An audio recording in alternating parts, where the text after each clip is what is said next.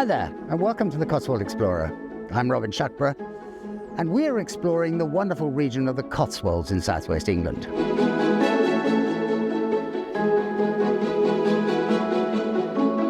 We decided to revisit the centre of the region and find some hidden gems, places that are not quite so famous, but still just as beautiful.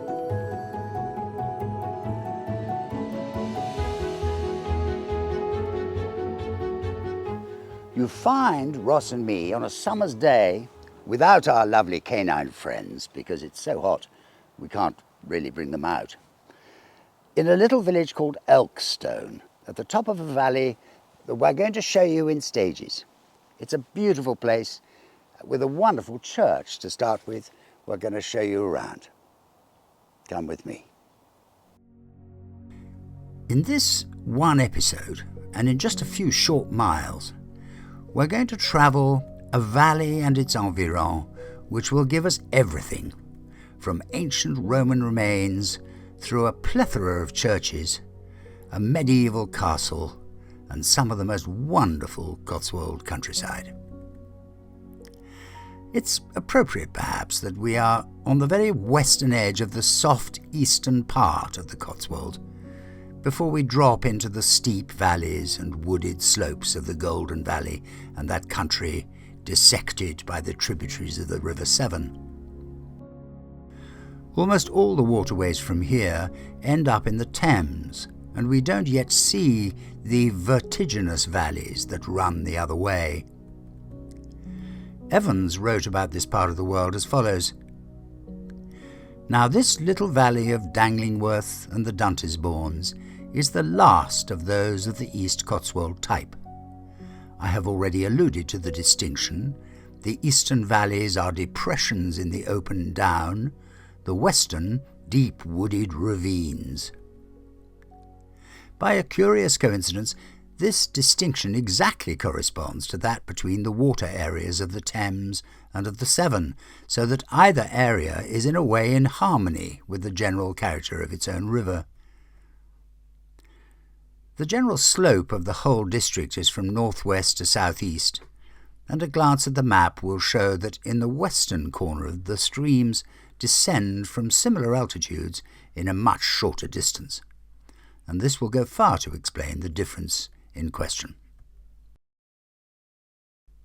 We're starting at Elkstone, an upland village lying in a lonely depression in the hills and shut off from the rivers Churn and Dunt, which we will be following for much of this journey, by a ridge which rises to the height of over 900 feet.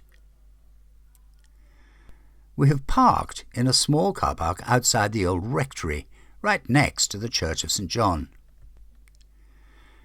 The large old-fashioned rectory looks as though it could laugh at the utmost rigours of which a Cotswold winter could be capable.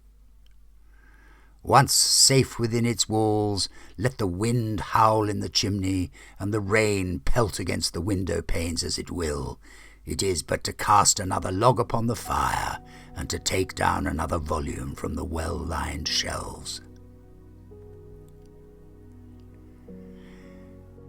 We make a half-turn to the right, and here is the church, which Pevsner describes as follows: "In a district rich in Norman churches, this is the most interesting and best preserved. Its original form, of around 1160 to 70, consisted of nave and chancel divided by a central tower. This will become completely clear once we get inside. The central tower collapsed, or perhaps was demolished, in the 13th century, and was eventually replaced by a splendid 15th century west tower, with its scary gargoyles and statues of musicians on the buttresses. Around the west door, in the base of the tower, is a hood mould with winged angels at the ends, and what's left of a much mutilated figure of the Virgin Mary, sitting in an image niche. An example of the church's earliest masonry is the north wall, where there is evidence of a very narrow Norman doorway, now blocked in. What's called the corbel table, which shows the original height of the eaves before the walls were raised and the perpendicular windows inserted, is a fascinating collection of human faces, stags and winged horses. This corbel table also survives on the south wall, where the porch, probably built in the 14th century, protects the wonderful south door and its tympanum.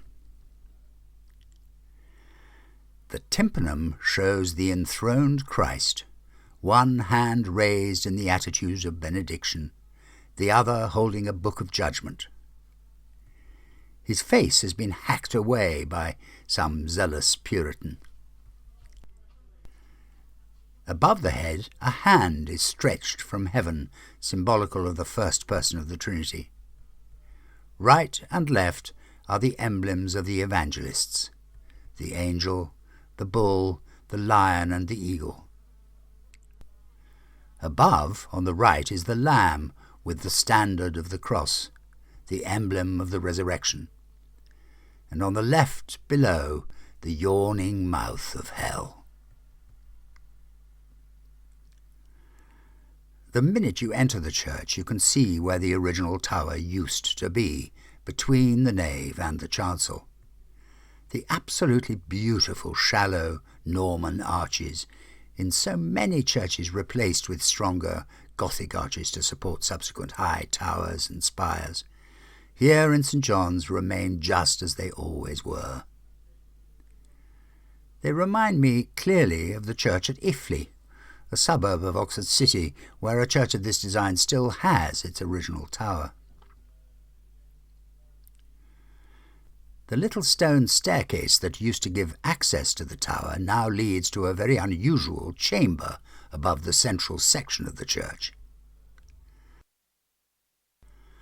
As a result of all the adjustments needed after the original tower came down, a space was created above the vaulting of the chancel. This space, not being needed for any sacred purpose, was used, highly unusually, as a pigeon loft. This isn't unique in the enormous and complicated annals of ecclesiastical architecture, but certainly extremely unusual.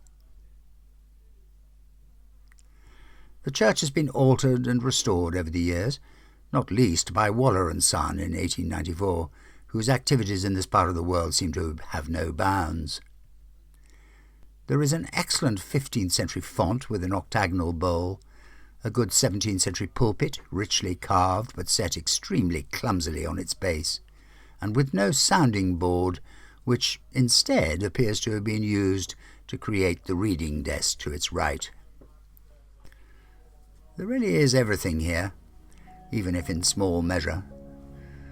Some ancient wall painting above the north nave door, some good stained glass, and some rather amazing coffin lids under the tower with decorated surfaces.